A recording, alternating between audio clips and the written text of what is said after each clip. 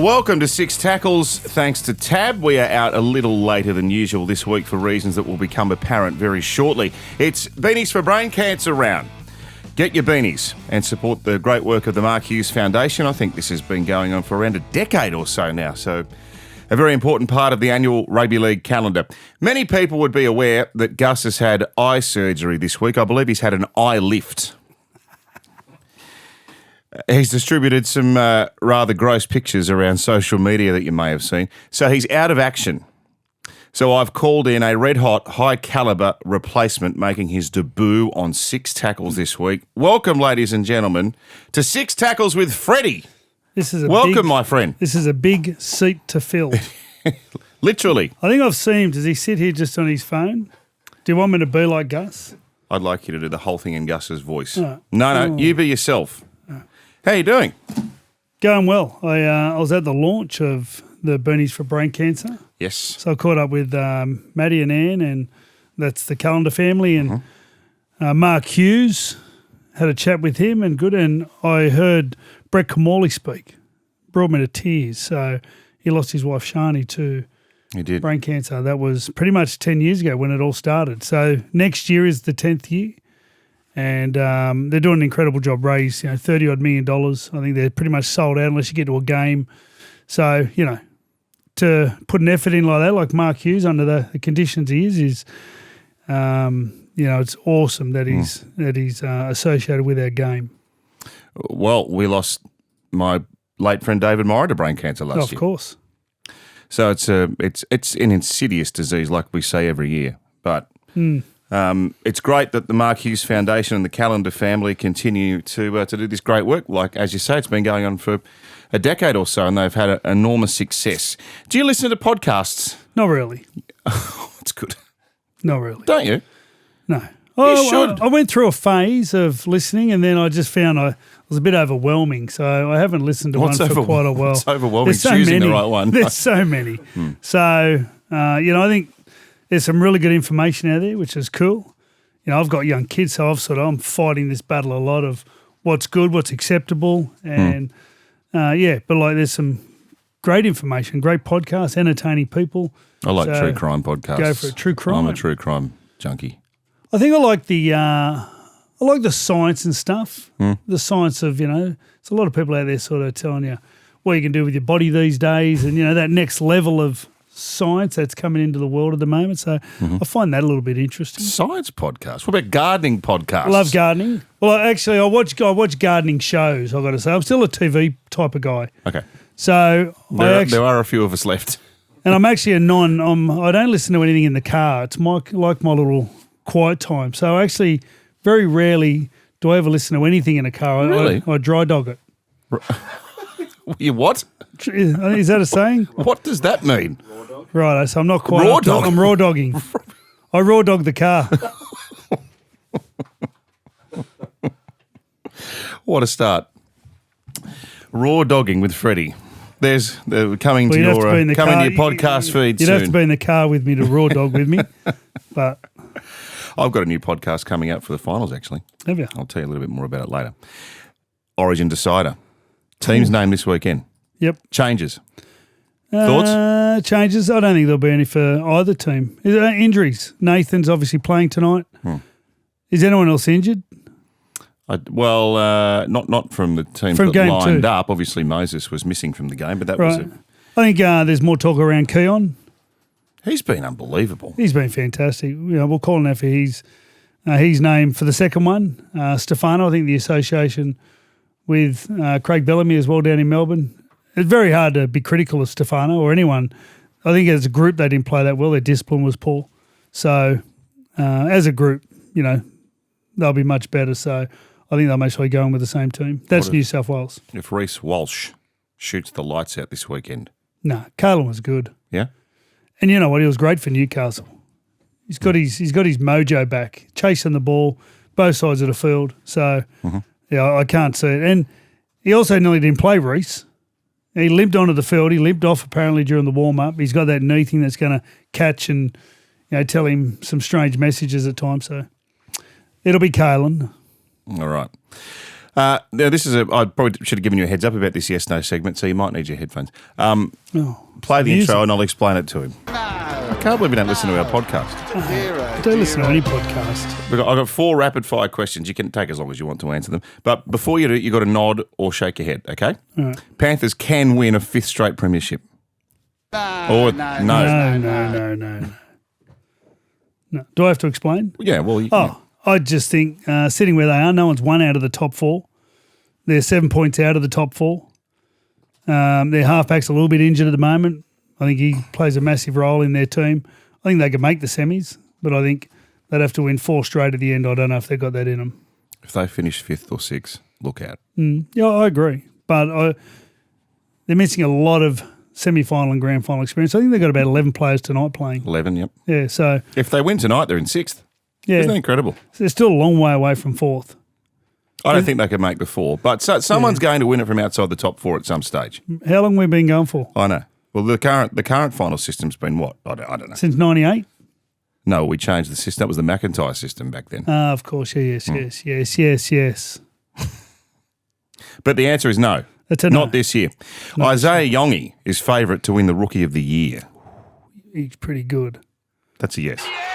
Yeah, yes. What about Marky Mark? Nweda? That would be strange that a bloke's played for the Wallabies and wins Rookie of the Year in the NRL. I know. He's incredible, though. I think under the high ball, I think in those big games, it'll be interesting when teams really test him and he's under pressure. But watching him on the weekend, I'm so glad he's come to rugby league. He's awesome. But the fullback's a gun. He is a gun. Who are the others in contention? Well, I was thinking Galvin, but he played last year. Anyone else from the Roosters? Fletcher? He's been strong. I can't think of the others at the moment. What about the Raiders? Raiders have got some young blokes. No. Tamale? Well, he's injured. He's injured, but he's been sensational. He's injured for a while. Okay. Robert Toya. Robert Toya. Wow. Played Origin. After 10 games. And has gone good. But Iongi, he's been a standout. Yep. Do you think his form and he's clearly talented, but the way he has improved, along with the rest of that team, do you think that's vindication of their decision to move Guffo on and bring him in? Totally. Yeah. I think it worked for both clubs. It was. I don't think anyone realised how good he was. So whoever spotted that and whoever identified that needs to be congratulated. But you see a lot of good young kids come through, but then for him to be able to do what he's doing in first grade, he would have been doing that in the lower grades. So, he's a really good player. And he's proven, I know Mitchell Moses on the weekend, they scored plenty of points on the back of him, him just being creative and setting up people and scoring them himself. You know when he made his debut for Penrith, only played one first grade game for Penrith, he ran for over 300 metres. Well, there you go. Yeah. So it wasn't that hard to spot. There was nothing indicating he wasn't ready. This is a hard question. It's time for Fitzy to change the halves at Cronulla. Ooh.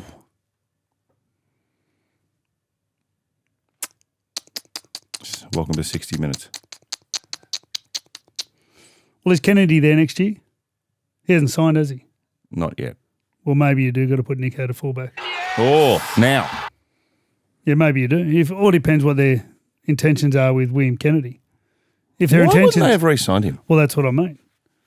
I don't know their salary cap situation. So if they haven't signed him, I'd move Nico to fullback, bring in Atkinson, and try something different. Trindle to halfback. Yep. Big call. He's a terrific player, William Kennedy. I know, but I don't know why he's not signed. So what are we? We're in June. We've pretty much got 10 weeks left to the semi-finals.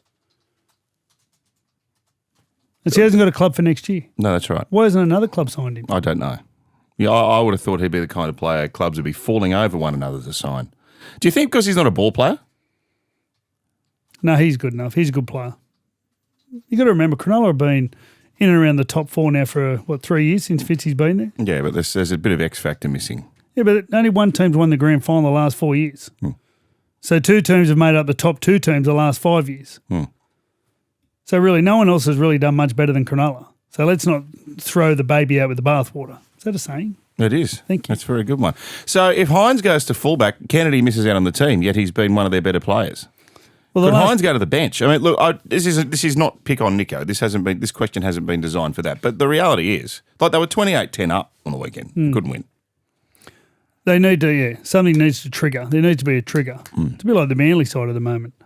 I like what the coach has done. So there needs to be a change. Without the change, you're going to get the same performance, I'd say. Anyway, Fitz will know better than us. So that was a shake of the head. Or sorry, that was a nod of the head. It's a nod. It all depends on what they want to do with William Kennedy, I think, if he's part of the future. If I'm a Perth Bears talent scout, I'd be getting his number. And I'd be getting Suafai Longo's number as well. And Tyrell Sloan. What about Tyrell Sloan? Yeah. So he looks like something. They're going to bring people to the game. Every club needs them, and then put some people around them, but they score tries. That's a brilliant segue, Brad, because I want to talk to you about Selwyn Cobbo. Well done. That was yes, no. We've knocked that one over. Selwyn Cobbo, currently out of the Broncos' first grade team. He had been playing fullback when Reece Walsh was out. His contract's expiring with the Broncos, and it seems that they're not going to give him the offer that he wants. So he's been to Sydney, he's met with the Dragons. There's talk they've even offered him a deal to move this year and the season after that. Where is Selwyn Cobbo at with his football? What did you... I thought he had glimpses at fullback, but... He was good at fullback. I thought he was good at fullback. He gets a lot more involved at fullback. I think the pressure sometimes as a winger... I remember speaking to Tom Trebojevic about this. Winger, there's a lot of that pressure catching the crossfield kicks and, he didn't feel that comfortable with that. He didn't like it that much. You do it at fullback, but I think it's a little bit different. Anyway, it's like I think Selwyn's... His performances at fullback were great. So you're surprised he's out of the team? Well, you know what? I also feel like he's one of those players when he's not motivated, he doesn't look like he puts in that much effort. So I've got to say it's most likely got to that stage where if they're not giving him any love, I think he's the type of bloke you need to cuddle and you need a bit of love. So why would he not be motivated? Like what is a driving factor behind that lack of motivation? Well, that's like when you look at Wayne Bennett. He had that wonderful ability to bring those people. He gets them going. Not all coaches can do that. Nor is it part of their nature. Personality clash, perhaps. Yeah. Yes. And some players don't thrive under certain coaching techniques. Exactly. Do you see him being a winner at the Dragons? Would he fit in there? It's a hard one because you're a Sloan fan, aren't you? Oh, I think he's a good player. I think he's great. He's a local, It's been hard on Sloan because he's not a winger. Well, what is he? Well, he's a fullback. Yeah. Well, there's a fullback that they bought from Parramatta. You're not going to put him anywhere else. So I think could Cobbo go down there? Definitely. I feel like he's you got to cuddle him. You got to get him going. You got to get him motivated. Because if you don't, it's a waste of time, I think. Well, that was going to be my next question. Because of that inclination for him to sometimes lack motivation, is that a red light warning? Could be. He seems like, you always hear, he misses home sometimes and needs to, and you know what, at the end of the day, you just need them to perform well. Not everyone is the same. So, yeah, it'd be a tricky one, I reckon. That's what I thought Wayne would most likely, I think Wayne would get a great response out of him, and other coaches would, but Wayne has a track record for, having the ability to bring the best out of those players. Yeah.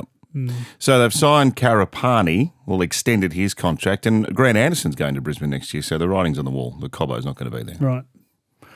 Maybe a Dragon, maybe somewhere else. He's a good player, Karapani. Strong. Dean Mariner's not even in their team. They've got some depth. Surprising. He was good early, Dean Mariner, and they end up going with Shibasaki, which very hard to complain. He's done a great job too. So Katoni Staggs, I think, re-signed there, has he not? They need to defend better out wide. Their attacks seems to come easy. Can you believe they're fifth?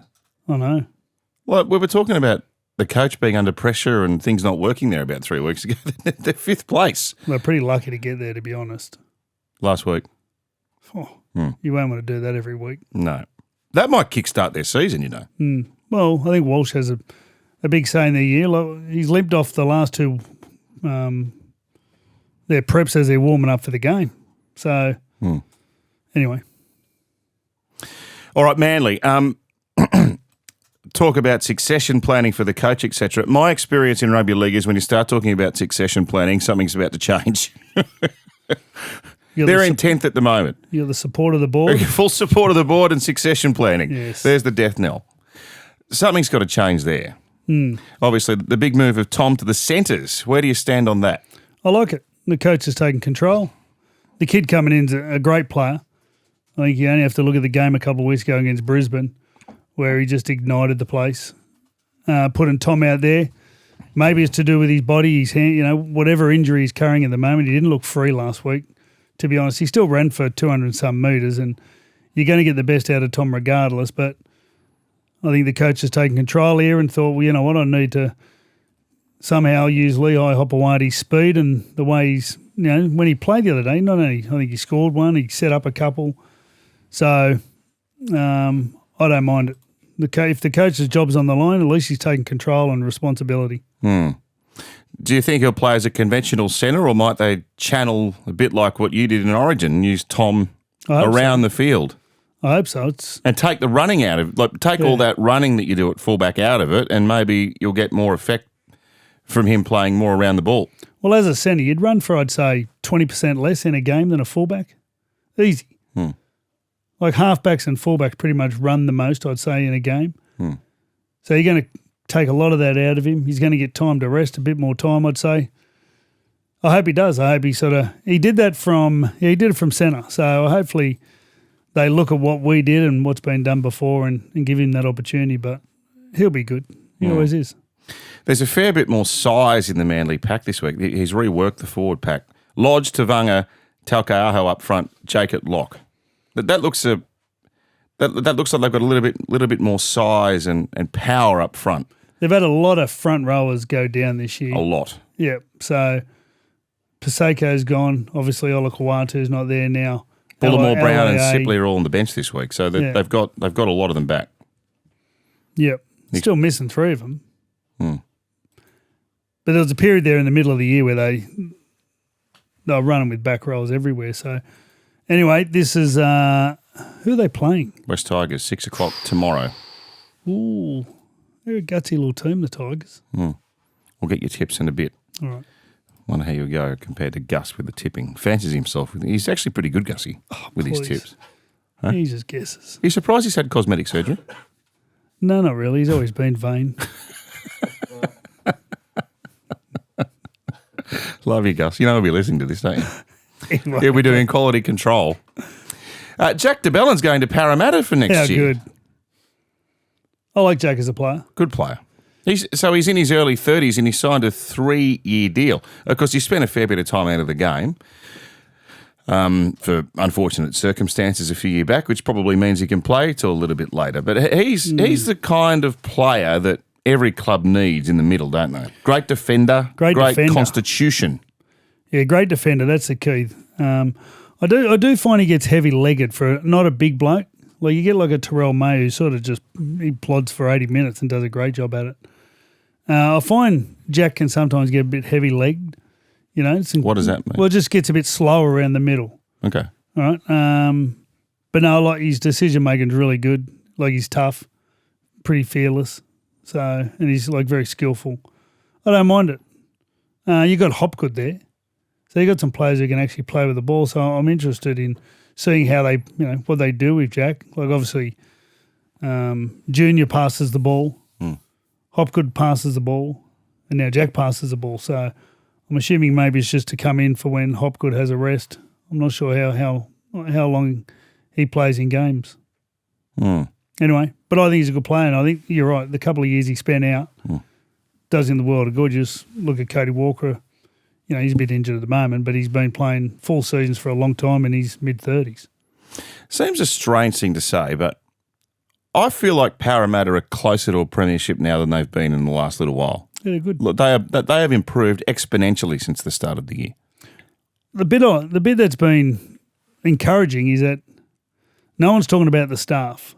We're all talking about the players and the development of the players, and they can see real moments of brilliance and spirit from the players. So I think the staff have got a couple, well, at least this year and next year to start developing better results. But they had an awful start, obviously, and that's, a lot of these kids were all coming through first-time rookies, and now they're learning to win. That's the hardest thing, just pushing yourself that extra bit and understanding that extra bit can be at any time in the game. It's like you can't have an off second because you don't know when the game's going to turn. And I find all these young blokes are learning that really quick. So I think the staff are doing a really good job, and they're really patient early. So they're getting battered. They're losing poorly, and it was a bit embarrassing at stages, but at no stage did I hear Rylesy or at any stage did they sort of, want to blame anyone, and they were on a little, let's call it the journey. This is one of those new corporate words. Yeah, like connection. Yes. Yes. So one of the things I love about this podcast is that we often go off on tangents. And what many of our listeners may not know, that Brad Fittler nearly played for Parramatta. Yes. And so did Brandy. I didn't know that either. I didn't know about Brandy. Brandy trialled with him as a kid. Yeah. Well, everyone would have. Like when I came through, Parramatta were the glamour team. I started off in the Parramatta district. So when Super League came in, I pretty much had an option to go to 3 clubs. So I firstly signed with the ARL. So that's how it was done. You either signed with Super League or the ARL. And then because I'd actually changed clubs, I had to find a club. So I was out of, I spoke to Bozo over at Manly. Gus was just started the Roosters, and Parramatta. They were the sort of 3 clubs I spoke to. Imagine if you would have gone to another club. Yeah, well, imagine looking back on history now. Well, Parramatta, there was more, mate. There was more at Parra. They signed those guns, didn't they? They signed Dean Pay, the Canterbury Jim boys. Dimmick. Yep, and Jason Smith. Jared McCracken. Yeah, and Jason Smith. And Jason Smith. Yeah. And you might have joined them. It would have been a handy side. Yep. Gee, the Penrith faithful would have been up in arms if you'd have gone to Parra. I lost all my money and went to the Roosters. Oh, please. Got it back in a paper bag. Oh, please. Hey, what about the bad news for Newcastle? Just when they show some signs of life, poor old Fletcher Sharpe is gone for the season. What a scary injury. He's got a lacerated kidney and a ruptured spleen, pardon me. So someone said originally it was only 4 weeks for the lacerated kidney. It sounds nasty. Mate, so he stayed in hospital in Perth for a few days. Anything going on with your organs, you've got to be a little bit nervous. I dare say with him being gone for the rest of the year, the outside chance Newcastle had of sneaking into the finals is probably gone. Is that a fair comment? Mm-hmm. He's a good player. He's a rep player. Yeah, he's brilliant. He's brilliant. He's funny, you don't notice his defence. So he's obviously not doing a bad job. I haven't really sat down and watched him tackle or how he works with his other players, but I also haven't sat there and said he needs to do better or, he's not doing a great job there and he's letting them down in the front line. So, and the good thing is he's versatile, so he's valuable. And he's quick. He's unreal. Super quick. So, very bad news for Fletcher Sharpe. We wish him all the very best. To be great to see. Well, it's interesting. I wonder where he's going to fit into that team next year with Dylan Brown arriving in Newcastle. A few people saying he might play halfback. No, 5'8's a big, very different to halfback. I haven't seen him kick. I haven't seen him organise. I see him run. I see him support. I see him pass. Very different to a halfback. So Dylan Brown doesn't seem to work at halfback though. A lot of money to be paying someone and you don't know where he's going to fit in. I'd imagine he's going there to play 5'8", Dylan Brown. I think he'd have to be. Well, why you got him there? You could play Fletcher. He did a great job on the wing. He could do a great job in the centre. I think when's Kalen off? Well, that's the interesting one, isn't it? Can you have Dylan Brown on that money and Kalen on that money? That's a big chunky of cake. Watch this space with Kalen Ponga. I don't want to throw you under the bus, but it's been a long time since we've heard anything about the Australian coaching job. I haven't either. So you got no announcements for us here on 6 Tackles with Freddy? No announcements. It'd be a great job though, wouldn't it? It would be. What's the greatest challenge confronting the incoming Australian coach? Well, you got to get it organised. Obviously, it's been left late. So there's no fields booked. There's no hotels booked. Oh, really? There's no staff. Right. So, yeah, it's got to happen. And then there's, eligibility issues going on. So, to have, there's a fair bit to do. But at the end of the day, there's a game at Wembley, there's a game at Everton, and a game at Leeds, and they're happening. So I think from what I've been told is there's more people that are going to watch these 3 games than any Kangaroo Tour ever before. No, it's fair. Which is amazing. So exciting. It'll be awesome. To play at Wembley, so I played there, 25 years ago. And Was that the World Cup? It is the best memory. Standing there, doing the national anthems is my best memory possibly in rugby league. Really? I remember seeing my mum in the grandstand. That was in like 1994, I think. Incredible. The ground's incredible. It's just got this mystique about it, this feeling, this aura. And I've been to the new one. I went over the World Cup. What was that, 2017 maybe? No, 13. Was that the new stadium, 13? I don't know if it would have been built then. The new Wembley? I definitely went to Wembley. That wasn't for the Rugby World Cup, was it? No, it was for Australia played New Zealand. Okay. So Wembley, thinking back, Wembley was when the teams used to walk up in the grandstand, didn't they? Yeah, so what used to and do... you get presented with your trophy by all the dignitaries behind the bench. That's after, yeah. Yeah. But you're right in with the crowd. So what you used to do was walk out first to the tunnel. It used to be a dog track. So you'd walk up together out of this huge big tunnel, and then you'd come up and you'd level out, and then all of a sudden they'd just start singing, and it just sort of echo around the stadium. And then you'd have the big presentation where they line up out the front and, singing the national anthems there. They sing. Like, they just sing. Everyone in harmony. Sings. Yes. I still don't understand why we don't sing, like, I don't, but it's just brilliant. When they sing, it is just an amazing feeling. Well, that's the footballing culture, though. That's why they sing. Must be Because English. all the football teams have got their, the songs they sing. They'll never walk alone, etc. Well, it must be English because the league do it as well. Like, we don't run around with flares. Don't go there. Don't go there. So it's an English thing because, like, even the games that you go to and play over there, like in the old Kangaroo Tours, you'd go and play at Hull and Wakefield and Halifax, and like, these were midweek games, and they were nasty venues.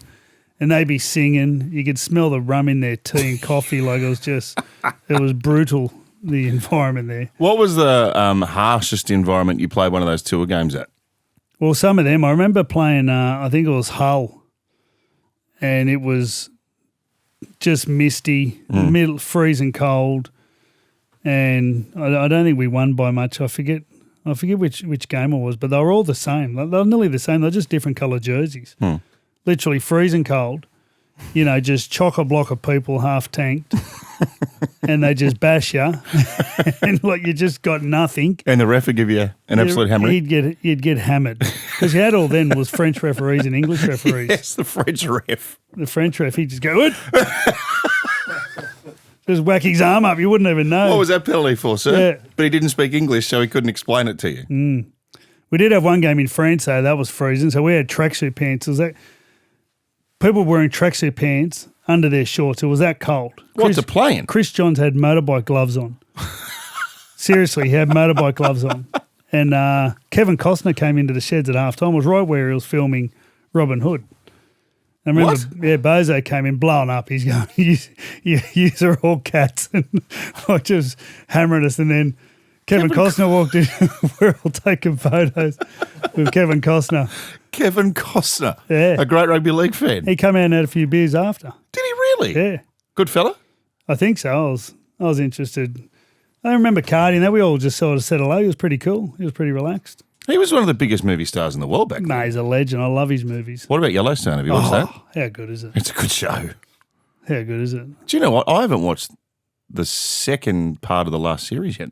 I've watched it all twice. I love it. What about Beth? Oh, she's insane. Yeah. But Kevin Costner, what a legend. Well, big Australian rugby league fan. All right, Ask Gus or Ask Freddy. Thanks to Tab, the NRL season is here. For the best time in sport, Tab's got the best app in sport. What's gambling really costing you? For free and confidential support, call the number on the screen or visit the website. Freddy, as a former New South Wales coach, what was the biggest factor you believe contributed to Queensland's Game 2 victory in Perth, asks Amelia. Well, discipline for sure.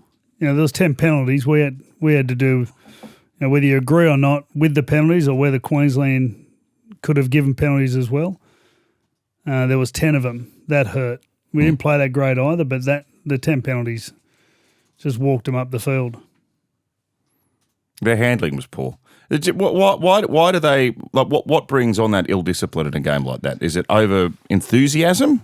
Yeah, well, at times. Well, Jerome, there was a facial. There was a couple of others on elbow. So they're not necessary. There was a few there that were very, very controversial. But at the end of the day, there was 10 penalties. And I think what I noticed early is they didn't adapt and they didn't really want to adapt. They never got deeper. They realised early that it was going to be slippery and they never adjusted at all. So they just kept putting pressure on each other's passes.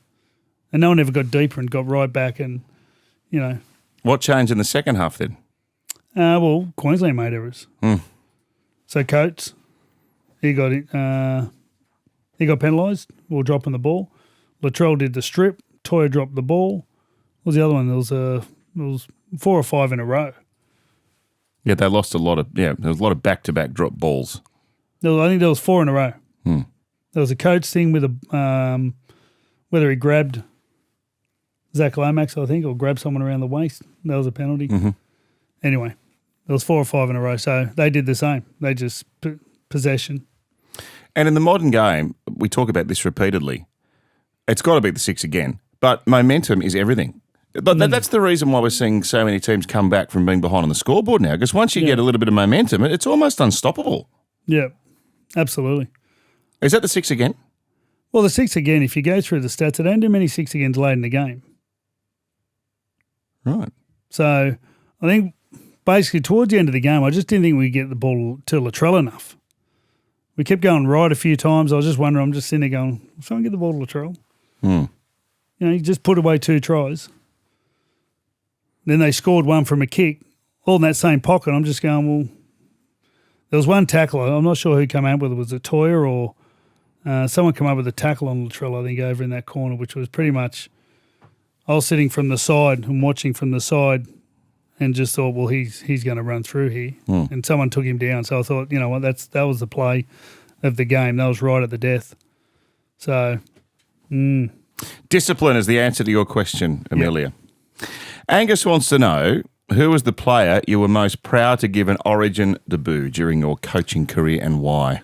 Well, in my first game, I gave 11. You did. Incredible. And the other team, I think, had Kalen, Billy, Slater, Munster. They had a good team. That was at the MCG, wasn't it? Yep. There's 11 of them. That was a big night. That was a big win. And that group is largely the heaps of them, the core of the team now. Yeah. We've still got a game 3 to go, so I preface this question with that. But this has got the potential to be a pretty dominant New South Wales lineup. Do you think? Yeah, totally, absolutely. And because of a lot of them were debuted back then and have come through the stages, and they've won and they've lost. So they know what it takes to be on both sides. They know what it takes to, have a great team and, and not win, and then have a team that's full of kids and win. So they understand Origin and, how it can turn so quickly. So that's why, I just didn't think I thought they would have played better in game 2. But here's what it is. Chloe wants to know, who was the toughest player you came up against in your playing career? Now, I think tough that's open to interpretation. Yeah. Physically tough or a tough opponent. You can interpret that question as you wish. Okay, I'll give you 2. Okay. So I'll give you one I played with, was Mark Geyer. He was tough. He was mad. Certainly mad. Well, he took them all on. he stood there and he took them on. So at times I thought he had plenty of good help too, plenty of good players around him. But He had that attitude of taking the other team on. And then in the same breath would come up with brilliant plays in attack, which he never really got that much credit for, to be honest. So I think... Very skillful. Yeah, Mark Guy during that period around the 90s was incredibly tough. Adrian Morley? Well, I played with Moz, but the one against would be, I'd say Gordon. He was just wild. He was just incredibly strong, very aggressive, and had that switch, had that look in his eye where you feel like at any stage you can make sure he just start belting you as well. A little bit of intimidation. He never belted me. We had some. I remember some good run-ins with Gordon on the field, but never got to anything that verbal. Yeah, a bit of verbal, but he was wild. He was a wild bit of gear. The raging bull. He listens to our podcast, Does he? Yeah, he's a good fella. He's a good lad. And Billy, lastly, if you could implement one rule change next season, what would it be? So I'm always on about you kick, you get it wrong. I don't understand why a player should have to run all the way to the middle of the 20-metre line to tap the ball. Okay. Throw the ball to anyone there.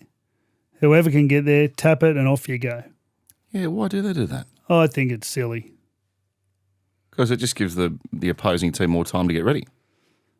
What it does do, I think it invites creativity. It involves your smart players, your thinking players, your fast players.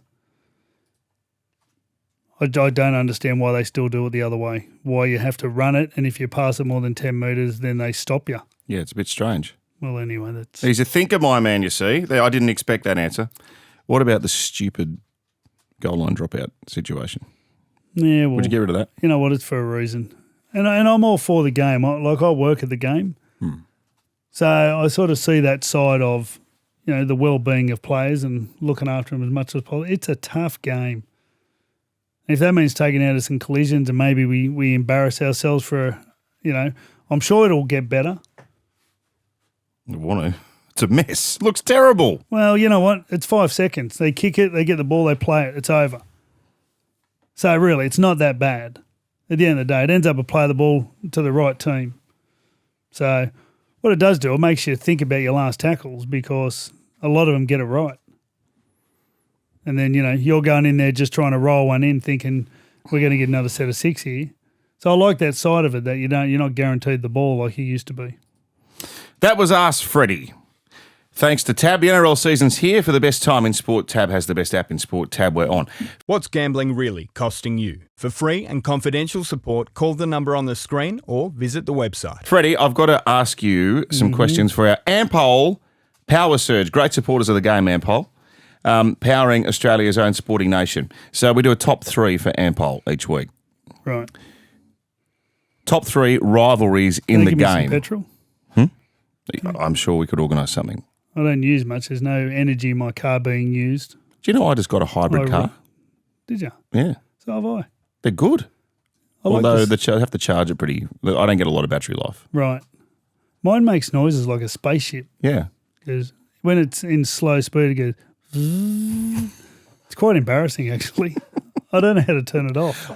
Can someone help me turn it off? I've got a Kia. Yeah. And it makes a spaceship noise. But that's just the electric engine. No, it's actually it's telling people that are around you that there's a car about to move. Oh, it's like a warning there. So I've got 100 million warnings in my car.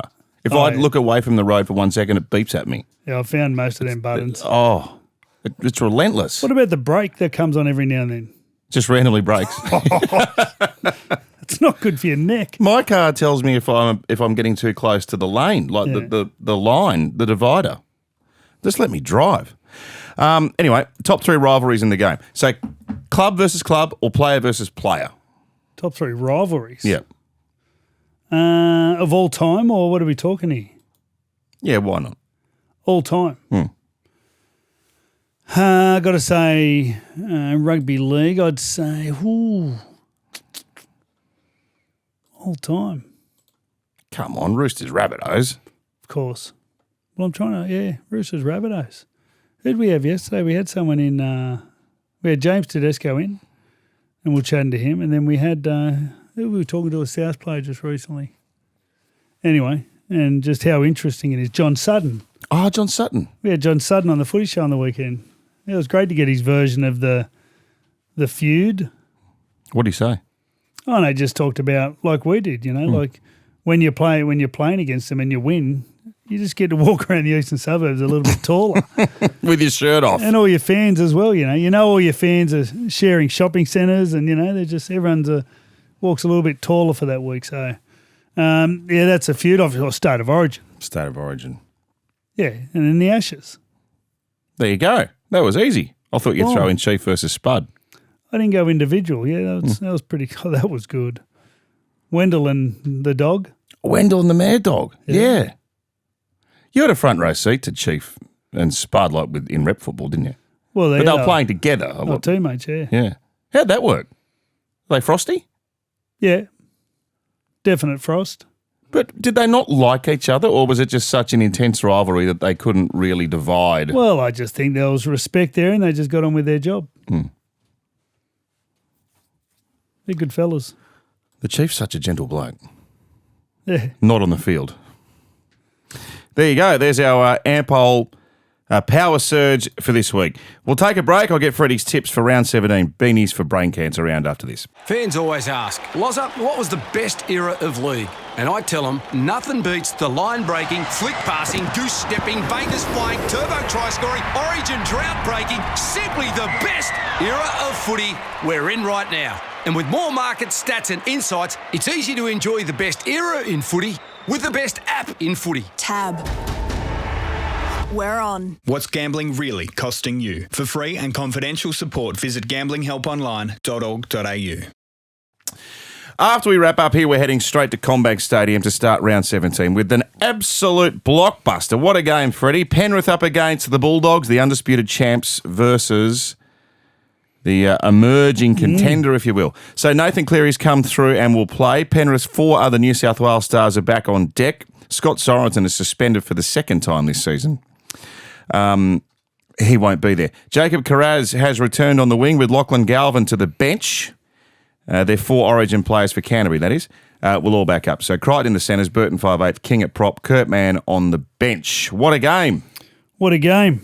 The first thing I always look at is the bench.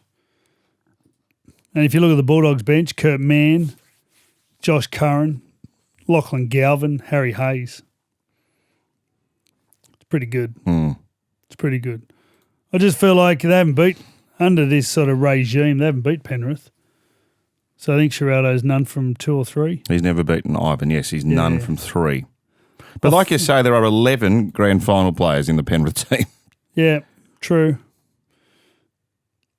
Jenkins, Casey, Tyer's coming off an injury, is that right?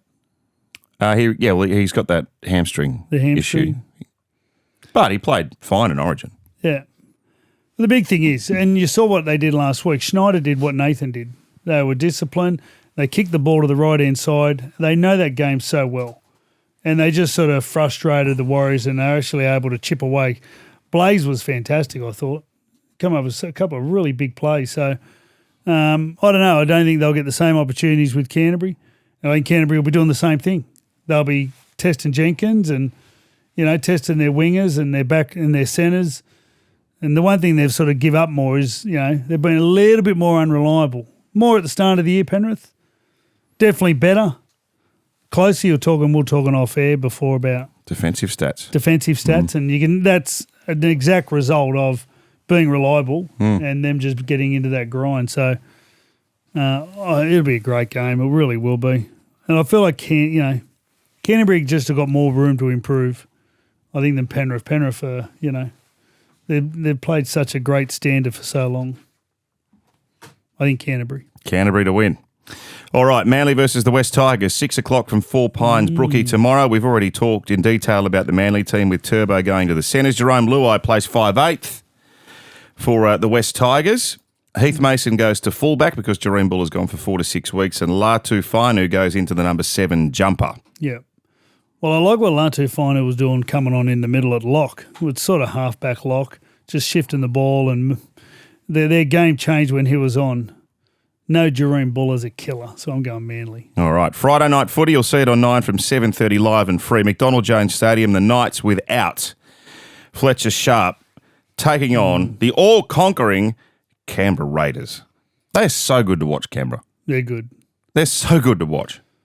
Fantastic. Jacob Safidi is on track to play his first game since suffering a calf injury in round 11, which would be a big in for them. He's been named to start at prop. Greg Marziu and Jack Hetherington are also in the mix, having been named on the extended bench. Jackson Hastings is in the halves. Croker goes to the bench. So Hastings takes Fletcher Sharpe's place. For Canberra, young gun Noah Martin is preparing for his second NRL game after the Raiders opted to rest Hudson Young during a busy time of the year. Ricky Stewart said on Friday, Young had received an injection in his hip and would have a monitored start to his preparation for Origin 3. Simi Sasangi comes into the starting team, Martin on the bench. So Hudson Young's he's a big out for Canberra. He's a big out. He comes up with a lot of tries, a lot of stuff you just don't predict. No Fletcher. That's a big out. That's a big out. They're doing it great. You know what they're doing, Canberra, which, as I was saying about Penrith, they've become quite reliable. All these blokes now, all these young blokes are all now played 50 games or 100 games. Sebastian Chris played his 100th game last week. Carl Weeks is now getting up to 50. All these blokes, Timoko, they're all now quite experienced. Now, they were kids 3 years ago when they sort of, weren't that consistent. So I like Canberra. I like watching them play too. The mighty Raiders to continue their run. Broncos Warriors, what a game. 3 o'clock Saturday. Wow. Selwyn Cobbo on the extended bench. They're saying he could be a late inclusion, but I don't know where. Otherwise, it'll be the same 17 that beat Cronulla last week. Rocco Berry's on track for a return from a hamstring injury, while Kirk Capewell will play in the back row after missing last week on the backup from Origin. Right. I don't know what they were missing last week. Well, Penrith seemed to do it quite easy, I thought. What did it end up, 28? They scored 28-18, yeah, they scored a try in the last minute. Yeah. So it was 28-12. Maybe they weren't ready for them. Yeah, true. Just caught them off guard. Yeah, it's interesting how they rebound off that. They're playing at Brisbane, aren't they, Suncorp? Suncorp, 3 o'clock Saturday. Ooh. Wow. I think I'll go Brisbane. All right. I think I'll go Brisbane. Dragons, Eels, critical game, this one for both teams' finals aspirations, albeit outside finals aspirations. So the halves remain unchanged, although Lachlan Ilias has been named in the extended squad. Not much else to report there from the Dragons. And Dylan Brown is returning for Parramatta. So Joash Papali goes to the interchange bench. Riley Smith's actually suspended, so he takes his spot. Gotcha. I think Parramatta, although they've a good spirit. We spoke about them on the program earlier. I like the way they're playing. I don't know if I think the Dragons could bully them, if everything goes right, but it's down in Wollongong, isn't it? Wollongong, correct. Yeah. Can be nasty. There's plenty of wind around. Oh, how cold's it going to be? What about the wind? What about that windsock down there? It'll just blow off. It could blow off. It will be very taut. Yeah. Parramatta to win. Para. Thanks. Dolphins versus Rabbits. Suncorp Saturday night footy. The Dolphins are weird. They look like they're going to win the comp one week, and then they come and get beat by Newcastle. So poor Jack Bostock's done his ACL. He's replaced by Junior Tupou. But Souths have got their number one backline on the park for pretty much the first time all year. So Cody Walker's playing. Campbell Graham's playing. Jaden Sullivan is pushing for a return from a calf injury. He's in the extended squad, so he could come in somewhere if they need him. But Mama Zealous, he's the other one that's been out for a while. He's on the bench. So he'll come back into the team. He's been named in 14, but I wouldn't be surprised if he started. I knew you'd ask me that. I don't know. Right. But he's been out for 4 weeks Ages. or more. Yeah. Yeah. I'm going to go South. I've tipped South too. See, Freddy and I are very close to each other in the Channel 9 tipping. I got you last week. Did you? Yes. Yeah, I tipped Cronulla. I thought I was home. And I tipped Parramatta. So did I. Did you? Yeah. Most others picked the Titans. Thinking outside the box. 2 o'clock Sunday, Amy Park. Well, this clash again. Melbourne versus Cronulla. Xavier Coates is back. He was rested last week. So Anderson goes to the centres because Jack Howarth has appendicitis. He's out. Big loss. She's a good player, Jack Howarth. I nearly played a game with appendicitis. Oh, really? So I went down. We're playing Cronulla. I was playing for, have I got time? Yeah. So anyway, I'm in our hotel room and I just had this pain. And the only way I was lying there all night, I couldn't get any sleep. And the only way I could get any sort of reprieve was by getting on all fours. So I pretty much slept like that for about, I reckon, an hour once, like that, on all fours. Downward dog style. On the downward dog. So anyway, I've got to the game and our doctor was late for some reason. Right. For the game. So I'm sitting there, I'm dressed, ready to go in the corner just like that, just going, oh, this is torture. This is terrible. Anyway, he comes over. The doctor finally gets in. So I don't even know if I went to warm up actually, but I was all dressed. And he come over and goes, I said, mate, something's sore. I'm really sore here. I'm in trouble. And he touched it and just sent me to hospital. Said your appendix had gone. Oh. So no, he played. That could have killed you. I didn't think. Norm Southern. Who was your doctor? Oh, Norm Southern. Norm Southern. What a good old school doctor he is. Well, I'm pleased to report that Jack Howarth won't be playing with appendicitis this week. Oregon Kaufusi is on track for a return from a hamstring injury for Cronulla. He pulled out late last week, and that would shift Hamlin Uele to the bench. She'd have to tip Melbourne down there, I'm assuming. Yep.